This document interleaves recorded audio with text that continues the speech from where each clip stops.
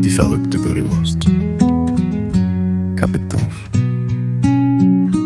Daniel, komm her, ruft mir Julia von der Haustür zu. Was möchtest du, Julia, antworte ich. Heute reisen wir nach Deutschland, das weißt du doch. Klar weiß ich, dass ich packe meinen Rucksack. Mein Name ist Daniel, ich bin 24 Jahre alt.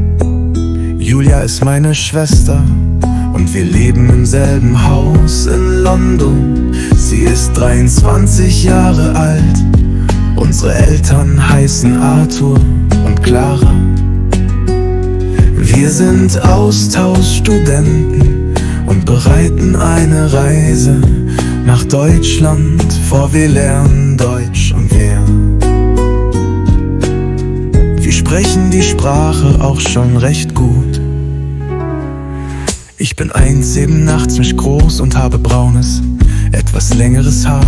Ich habe grüne Augen und einen breiten Mund. Mein Körper ist ziemlich muskulös, da ich viel Sport treibe. Meine Beine sind lang und auch ziemlich kräftig, weil ich jeden Morgen laufen gehe. Julia hat auch braunes Haar. Es ist aber länger als meines, sie hat braune Augen, genau wie mein Vater. Ich hab die gleiche Augenfarbe wie meine Mutter.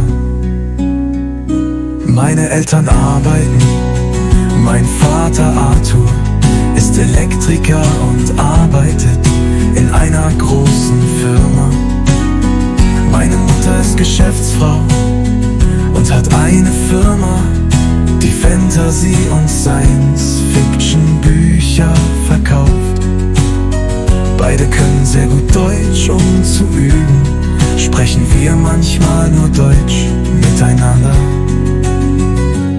Mein Vater sieht, dass ich noch nicht angezogen bin.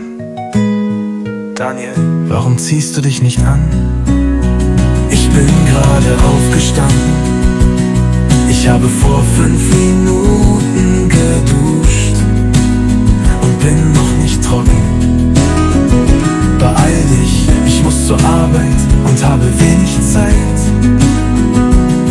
Keine Sorge, Papa, ich ziehe mich jetzt an. Wo ist Julia? In ihrem Zimmer.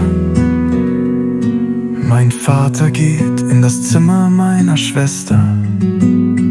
Er redet mit ihr, Julia schaut ihn an. Hallo Papa, was hast du auf dem Herzen?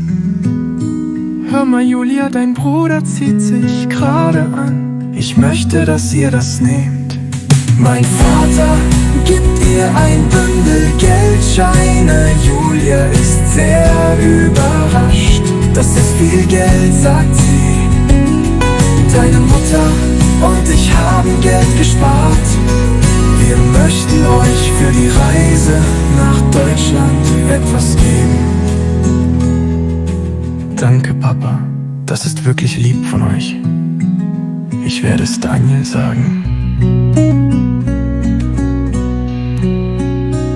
Sie wissen nicht, dass ich mich inzwischen angezogen habe und hinter der Tür alles sehe und höre. Mein Vater schaut mich an. Meine Mutter ist Geschäftsfrau und hat eine Firma, die Fantasy und Science